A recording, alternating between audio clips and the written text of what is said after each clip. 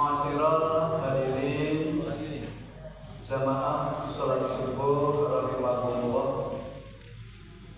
Marilah kita mengungkapkan rasa syukur biqauli alhamdulillah kehadirat Rabbi Allah Subhanahu wa taala yang telah memberikan nikmat hidayah, karunia dan inayahnya kepada kita semua, sehingga di pagi hari ini kita bisa melaksanakan tugas kita sholat subuh secara berjamaah, dilanjutkan dengan kita mengadakan majelis taklim kuliah subuh bersama, merupakan suatu nikmat yang besar karena tidak semua orang bisa mendapatkan kesempatan seperti kita ini.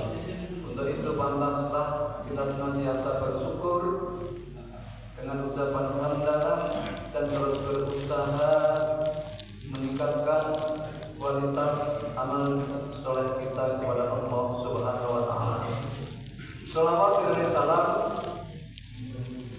tak lupa tercurahkan kepada baginda Rasulullah Muhammad SAW yang senantiasa kita nantikan syafaatnya baik di dunia ini maupun kelak di akhirat. Mudah-mudahan kita tergolong sebagai umatnya yang mencintai dan dicintainya, yang nanti akan mendapatkan syafaatnya dan bisa berkumpul di surga. Amin ya rabbal alamin.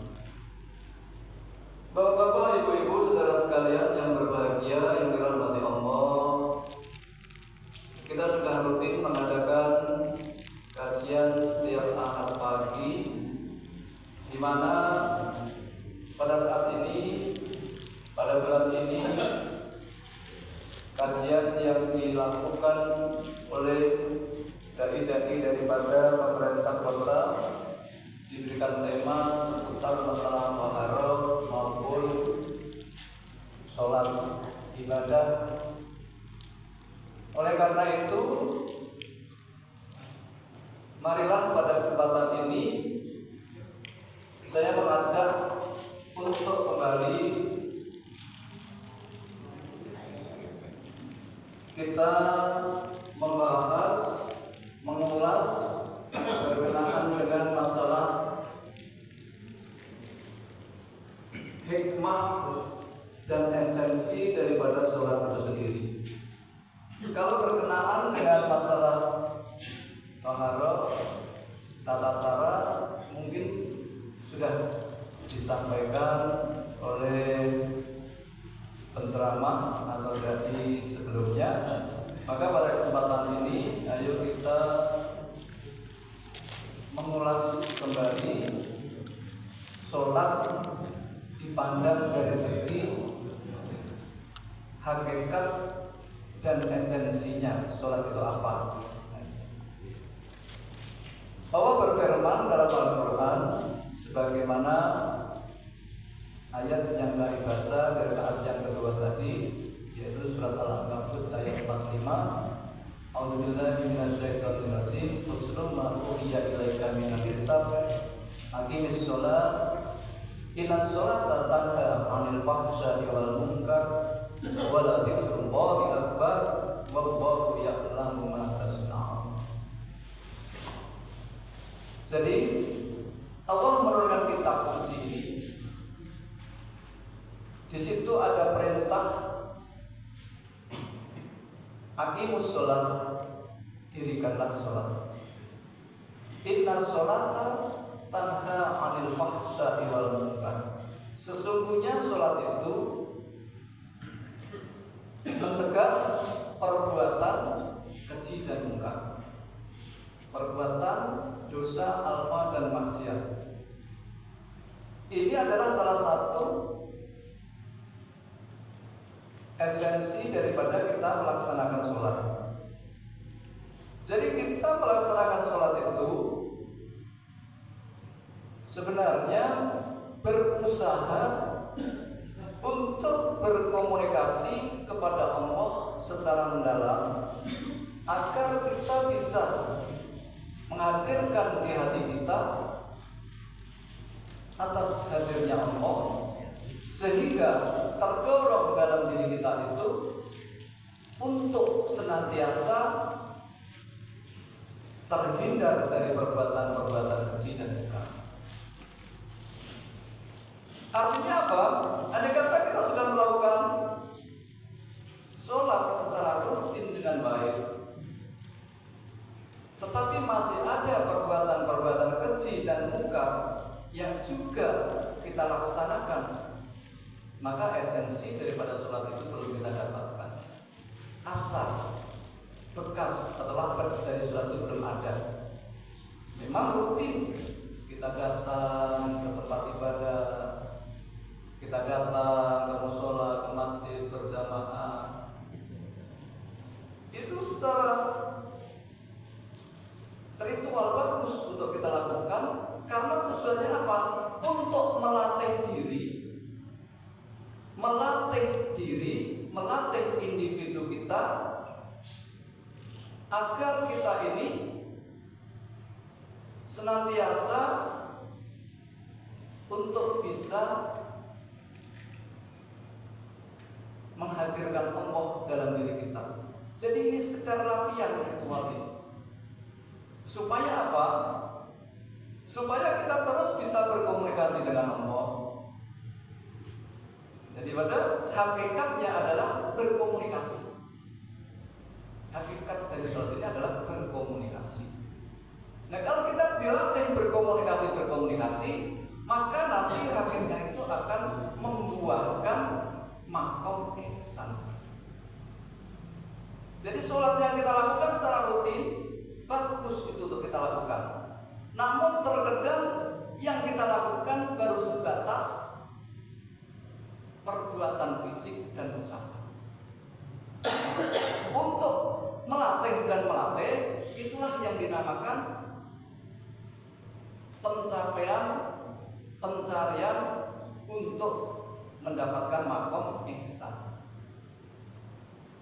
Nah, kalau makom ihsan itu sudah kita dapatkan, itulah yang namanya kita memiliki hakikat sholat yang kita kerjakan ada hasilnya.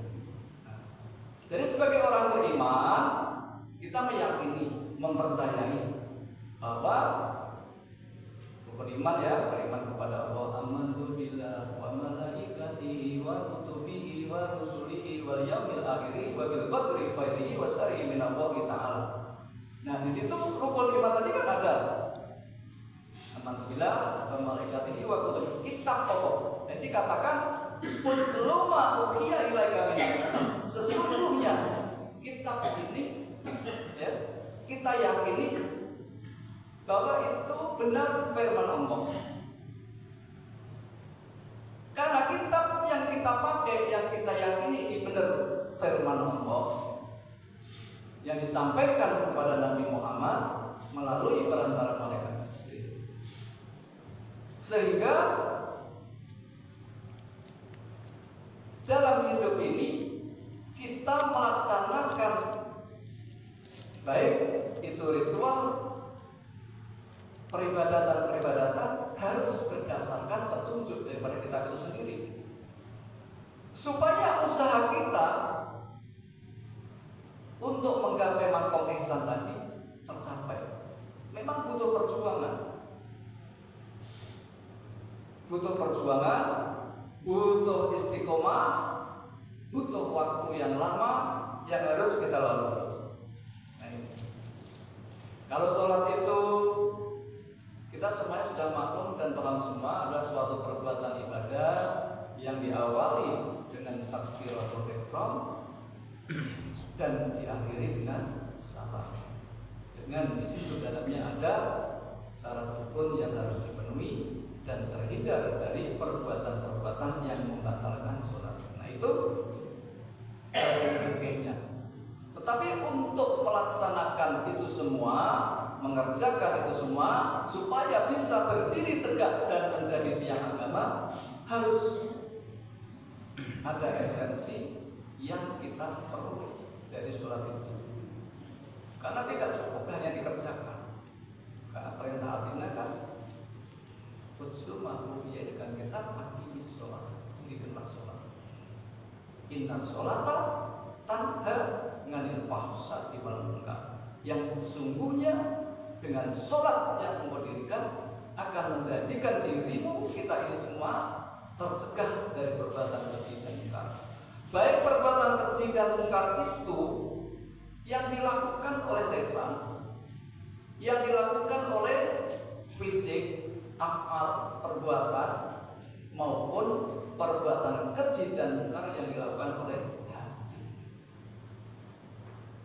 Saya yakin kita semua ini kalau lisan mungkin sudah terjaga, sudah seminimal mungkin tidak ngomong kotor, tidak ngomong jorok, tidak membicarakan aib orang, tidak merumpi, tidak kepo, tidak berbuat yang sia-sia. Mungkin sudah kita jaga lisan ini ya, terutama saat sholat. Nah, mungkin kan sholat sambil merumpi. Pasti pada sholat untuk menggapai yang khusus tadi, kita menganalisa, memahami, mengingat-ingat arti daripada bacaan yang kita pakai dalam sholat itu. Namun tidak cukup kita hanya terjaga keji dan mungkar itu lisan saja. Perbuatan juga harus terjaga dari perbuatan keji dan mungkar. Umpamanya apa? Menghardik anak sendiri, anak orang, anak yatim, atau anak manusia yang lain.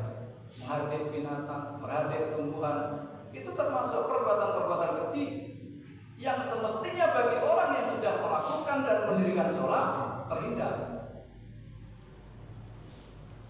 Saya rasa kita sudah berusaha itu. Kita sebagai orang yang ahli berjamaah, ahli sholat, ahli ibadah, masa sih masih mau nyubit budak kecil yang tak ada salah? Enggak, masih ingin menendang kawan yang ada di samping kita dengan amarah. Itu enggak kan? Terutama saat sholat. Mungkin sholat sambil nendang kawan kita yang ada di sholat depan. Tidak mungkin kan? Karena sholat kan? Maka dilakukan ayat itu waladik rumah. Maka semestinya ibadah yang paling utama itu adalah senantiasa mengistiqomahkan sholat. Artinya sholat itu harus dipakai, dibawa untuk mengingat Allah selama, bukan di saat sholat saja. Kalau di saat sholat kita bisa mencegah perbuatan keji dan mungkar, baik ucapan maupun perbuatan, tidak menyakiti kiri kanan, tidak mengganggu sesama jamaah. Tentu dalam kehidupan sehari-hari kita juga senantiasa terus berkomunikasi.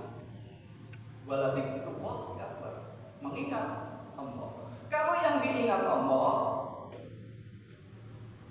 maka kita akan bisa terhindar dari perbuatan keji dan mungkar. Karena apa? Karena kita tahu bahwa Allah itu kan bersama kita dan ada di mana kita berada. Masa ketika anak kita nangis, merengek-rengek, minta uang jajan, harus kita pukuli, harus kita marahi karena alasan kita sedang tidak punya uang. Tapi itu sering terjadi. Anak minta jajan sudah dikasih, pengen minta lagi.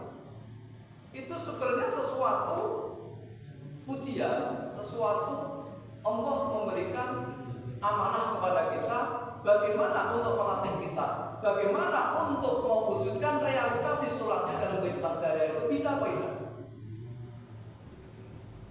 Entah itu anak sendiri atau anak orang lain.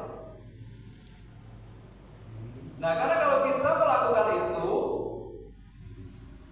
melakukan tadi ayat tadi awal nanti terumbawi akbar, senantiasa ingat kepada Allah, kita kan tahu, kita kan belajar bahwa tidak ada yang bisa bergerak di dunia ini tanpa seizin Allah.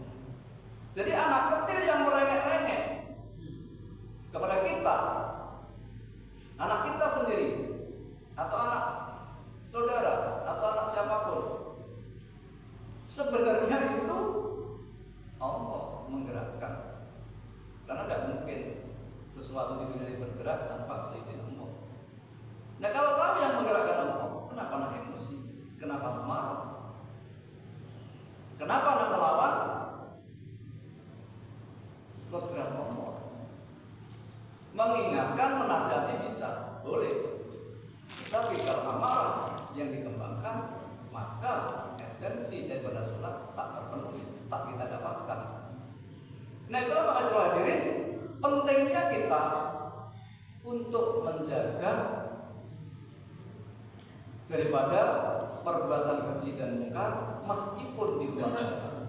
Kan di situ lanjutnya waladzikrullah akbar, utama ibadah adalah mengingat Allah, yaitu dengan sholat tadi.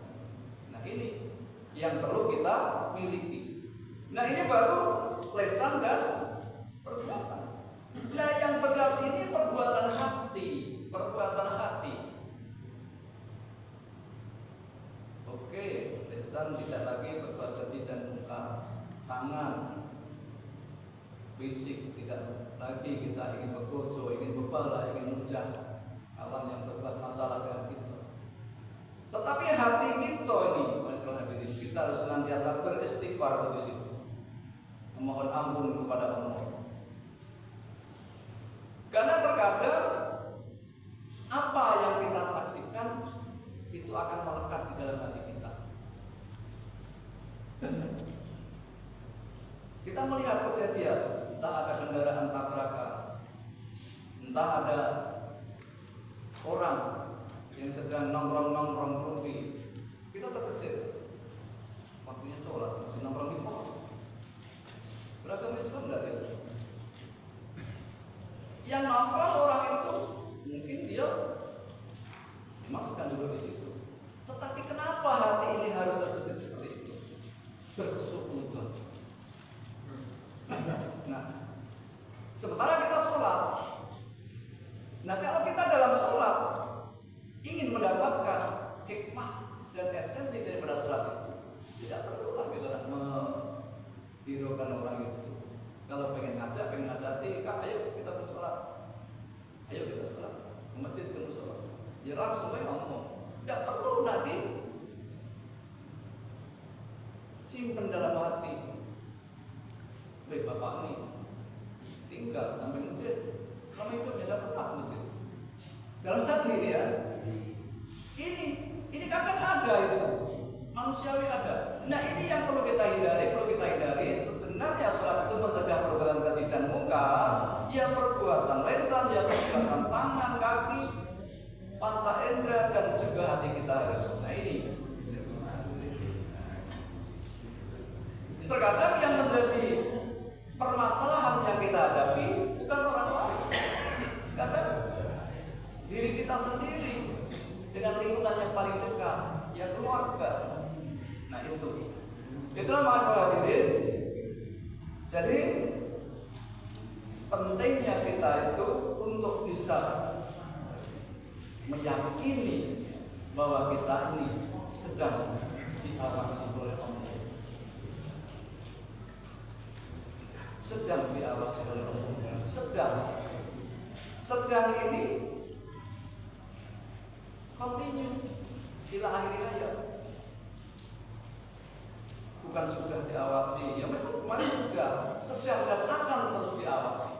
Nah oleh karena itu bukan saja di saat sholat, di saat rutinitas itu pun kita terus diawasi. Maka sebagai hubungan spiritual yang mendalam, sholat ini harus bisa menghadirkan Allah dalam hati kita supaya terdorong dari diri kita ini perbuatan keji dan mungkar. Sehingga hakikat daripada sholat tadi adalah untuk mengasah diri kita menggapai makom ihsan. Apa itu ihsan? Anta'budullah ya Rabb, wabilanya pun fa'inahu ya Rabb. Jadi kalau menghambakan diri kepada Allah itu kita harus bisa menyaksikan kepada Allah bahwa Allah itu ada, Ketika itu belum bisa kita capai, kita yakin bahwa Allah itu menyaksikan kita, melihat kita. Yang dilihat bukan saja ucapan, perbuatan, tapi termasuk hati kita. Oleh karena itu, kita terus mari berusaha daripada mendirikan sholat ini, hikmahnya, hakikatnya untuk bisa kita capai. Secara rukunnya tentu kita sudah pelajari lebih dahulu. Kemudian yang membatalkannya sudah kita pelajari lebih dahulu. Nah, kemudian yang merusak daripada hikmah atau pahala puasa ini, sholat ini juga harus kita ketahui. Supaya apa? Supaya nanti di akhir penerimaan rapor nilai kita tidak banyak yang merah. Nanti kita akan diberikan catatan kita. Kita merasa sudah berbuat rajin, tentu kenyataannya di akhir pembagian rapor nanti nilainya banyak merah, banyak yang kurang, itu yang akan menyesal diri kita. Nah, untuk meminimalisasi penyesalan kita di akhirnya, kita berusaha bersama. Ayo dengan cara kita terus dalam sholat ini benar-benar kita dirikan, benar-benar kita capai bahwa kita ini untuk bisa menggapai maqam ihsan. Orang yang ihsan adalah ya tadi, ketika kita beribadah kan maka ya kamu tuh melihat Allah, menyaksikan Allah. Yang kita ajak komunikasi adalah Allah. Ketika belum bisa, kamu harus yakin bahwa Allah menyaksikan kamu. Kalau Allah menyaksikan kita, kenapa kita harus berbuat keji dan mungkar? Meskipun hanya sekedar yang ada dalam hati. Karena bahasa hati Allah tahu. Memang kita kalau sholat harus fasih ya. Yang bisa fasih bagus, harus jelas, tajwidnya bagus. Tetapi yang tidak fasih pun, yang lidahnya tidak bisa membaca dengan jelas, bahkan orang yang idiot pun Allah tahu bahasanya. Karena bahasa hati tanpa diungkapkan pun Allah tahu.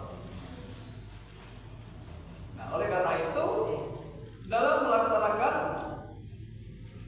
ibadah mahdhah, jadi ini kan ibadah mahdhah, esensinya juga harus menjadikan baik dalam ibadah haqqun minan nas. Karena apa? Karena manusia semuanya itu adalah ciptaan Allah dan mereka itu semua digerakkan oleh Allah. Itu semua digerakkan oleh Allah. Baik itu yang nakal, baik itu yang santun, baik itu yang sopan, yang menggerakkan. Kalau kita biasa menyalahkan orang, anak yang baik kita sayangi, anak yang nakal akan kita benci. Kalau kita biasa menyalahkan orang.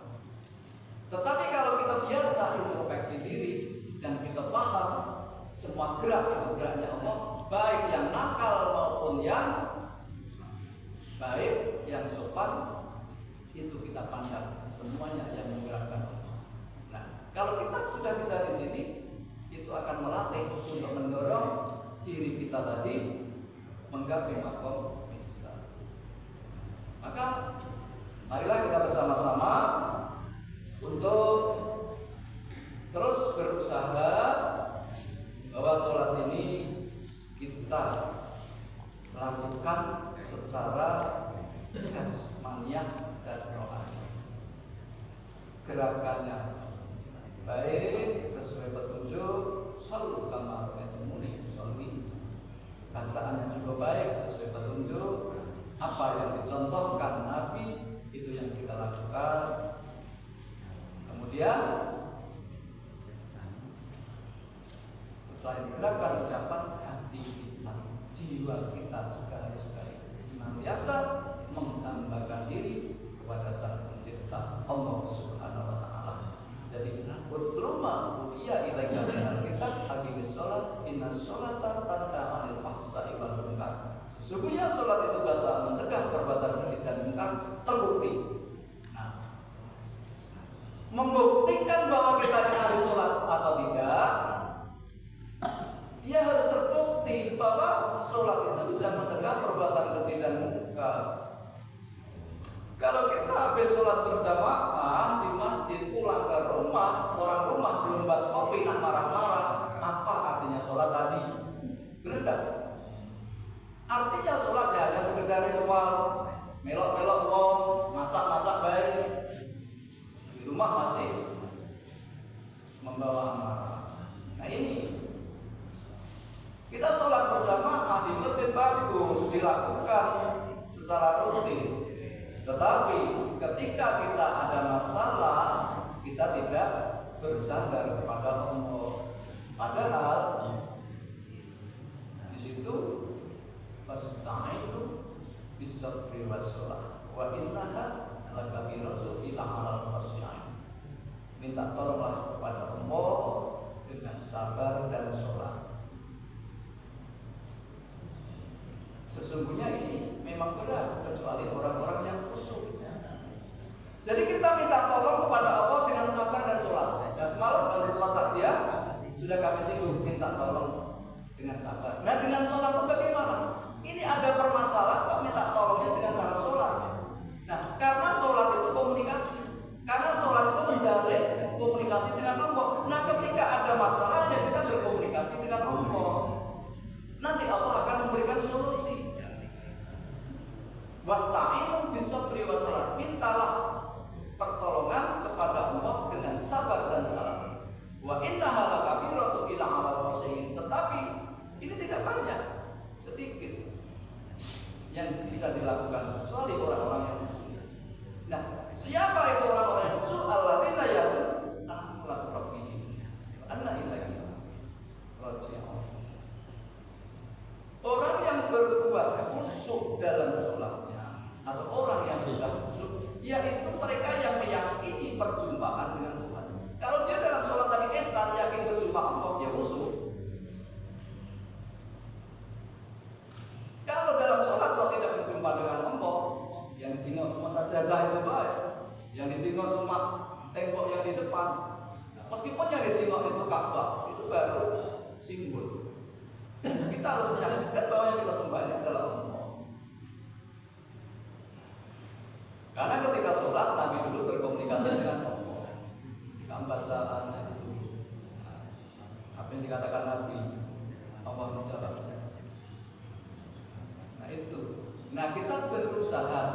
Maka hakikat sholat tadi adalah mengasah diri untuk mencapai makom ihsan. Jadi diasah setiap hari 5 waktu minimal kan? Minimal 5 waktu minimal. Sebagai syariat Islam adalah 5 waktu minimal diasah.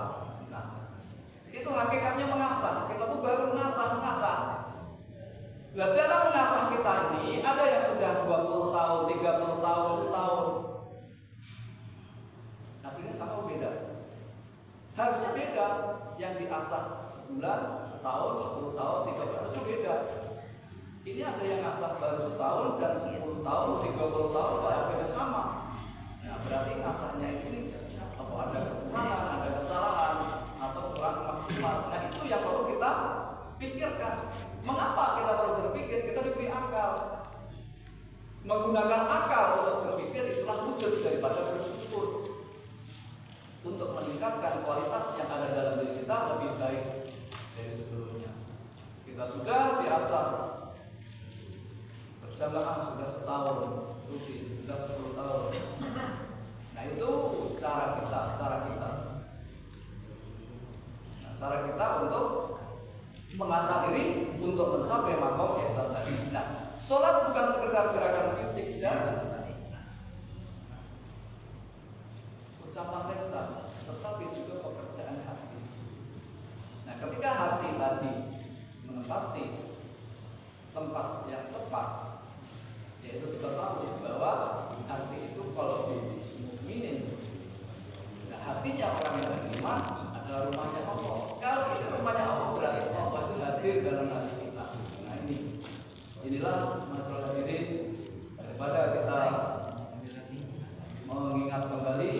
tentang esensi sholat kita, hakikat sholat kita.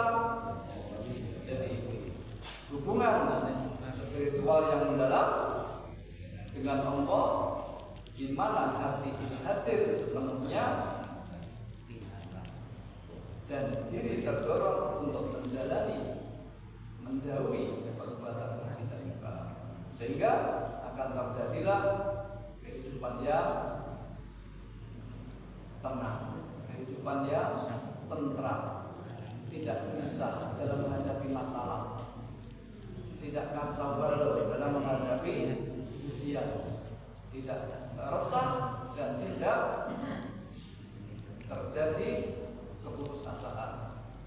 Allah memberikan ujian sebenarnya adalah untuk melatih kita menjadi lebih kuat dari sebelumnya. Pertama, kita anak sekolah kan semester ganjil diberikan ujian yang agak mudah. Semester genap agak lebih berat lagi. Nanti naik tingkat ada ujian lagi. Nah, begitu pun kita dalam menjalani hidup ini terus akan diuji. Jadi orang beriman itu terus akan diuji. Nah, ujian itu adalah untuk meningkatkan daripada derajat dan makhluk. Nah, selama kita bisa menghadapinya, cari solusinya. Solusinya apa? Allah sebutkan tadi, wasta'inu bis-sabri was-salah. Mintalah pertolongan kepada Allah dengan sabar. Karena apa? Innallaha ma'as-sabirin. Sebenarnya Allah bersama orang-orang yang sabar. Ketika kita sabar, kita akan ditolong oleh Allah. Allah akan menyertai kita. Kemudian kalau kita tahu dengan sholat, karena sholat itu adalah hubungan spiritual, berkomunikasi. Kalau kita bisa berkomunikasi dengan Allah, ya pasti akan ada solusi. Mau kita komunikasi dengan kawan, berkomunikasi dengan pimpinan, berkomunikasi dengan pejabat, berkomunikasi dengan ulama, itu pun akan mendapatkan solusi. Apalagi kita bisa komunikasi kepada Allah. Tetapi kalau ada masalah lagi, berarti akan naik tingkat lagi. Terus itulah tugas kita, sehingga kita nanti akan mendapatkan makom yang tinggi dengan ujian-ujian tadi. Kalau tidak pernah diuji, dia akan datar seperti itu. Mudah-mudahan masalah hadirin daripada pembicaraan kita tadi, jadi kita harus bisa mendapatkan esensi sholat itu yang sesungguhnya, tidak sekedar ritual yang dikerjakan. Ritualnya bagus, alhamdulillah, memang itu caranya untuk melatih.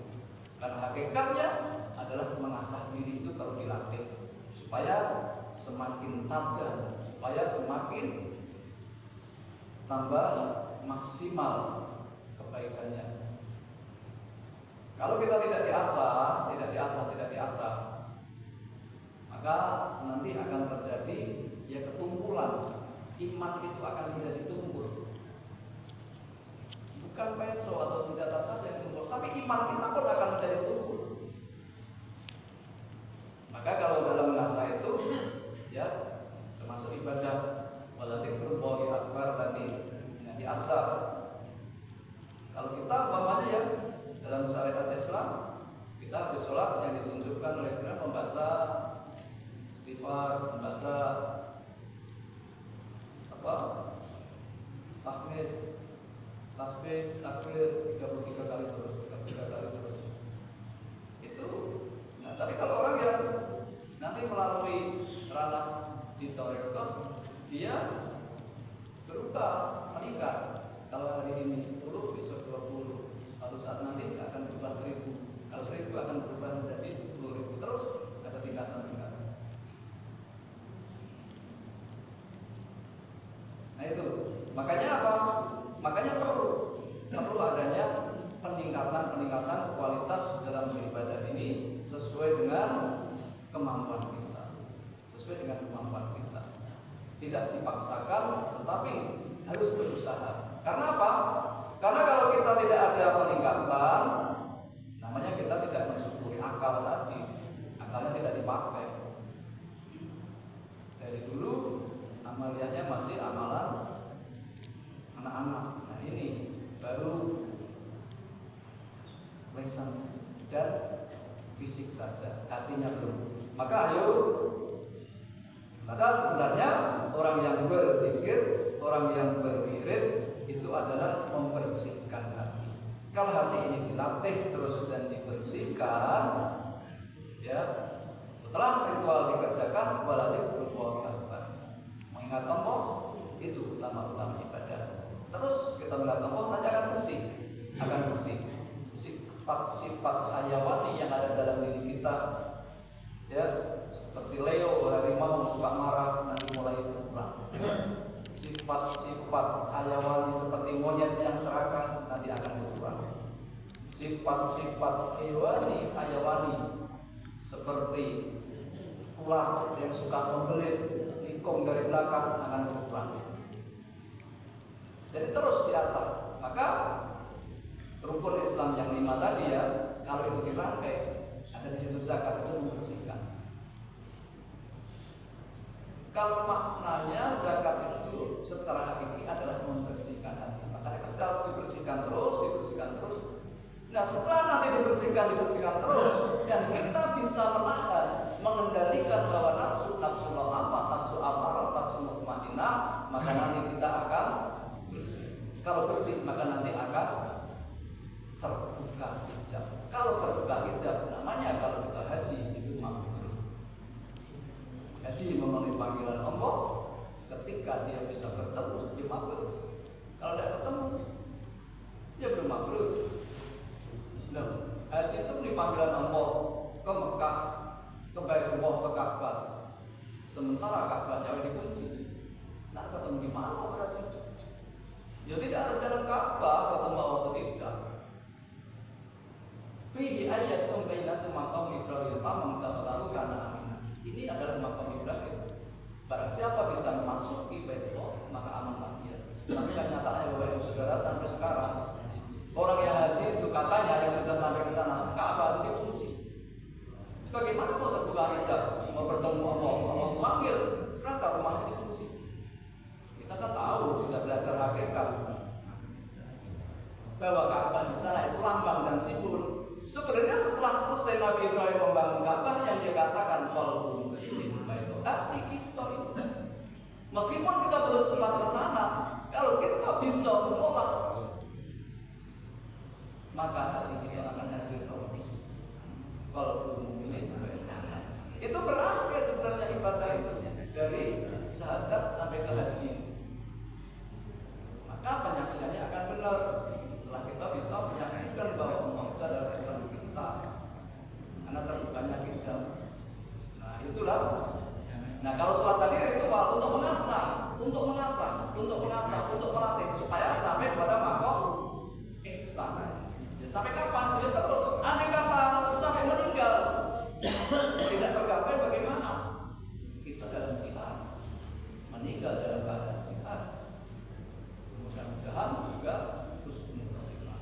Nah, yang tidak ada tujuan untuk meningkatkan ini, yang merasa sudah aman, merasa sudah baik, merasa sudah, nah itu takutnya dikhawatirkan seperti sifatnya iblis, seperti sifatnya. Karena apa? Karena iblis di surga dulu taat kepada Allah, karena sudah merasa taat, disuruh sujud kepada Nabi Adam, yang dia nilai Nabi Adam. Ada yang perintahkan Allah, jangan dipandang Nabi Adam, tapi pandanglah Allah yang merintahkan. Mestinya kan itu.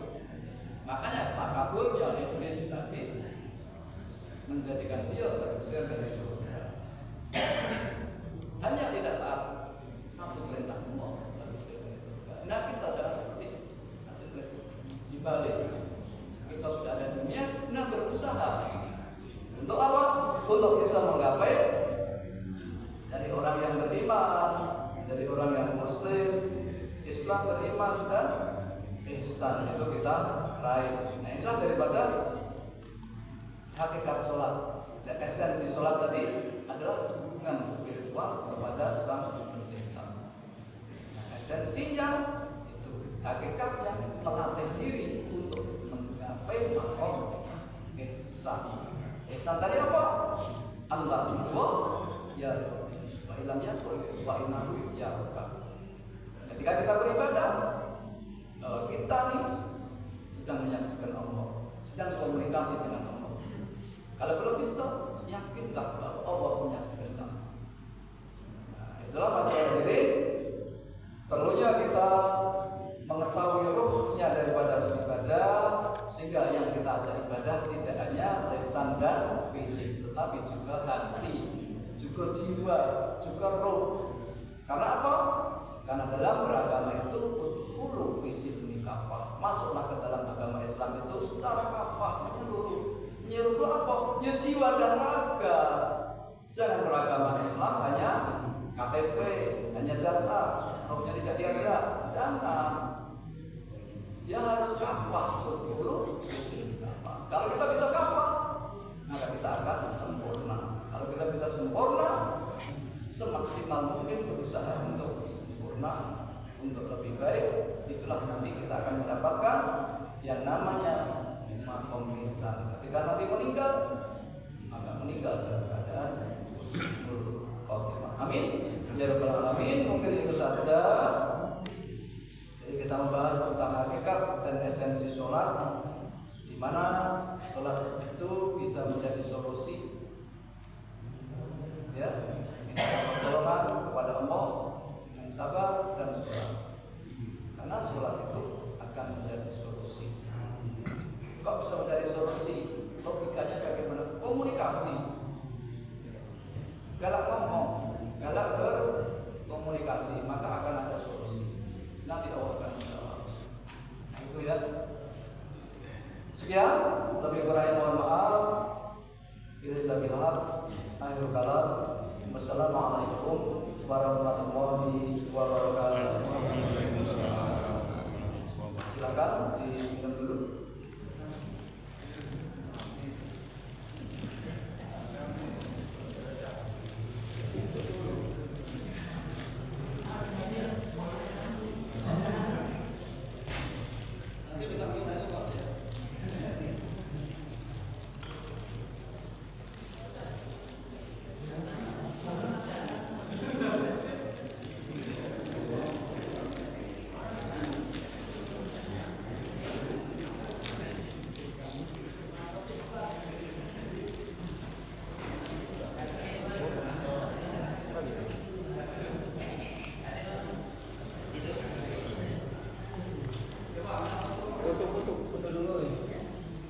Pertanyaan gitu ya.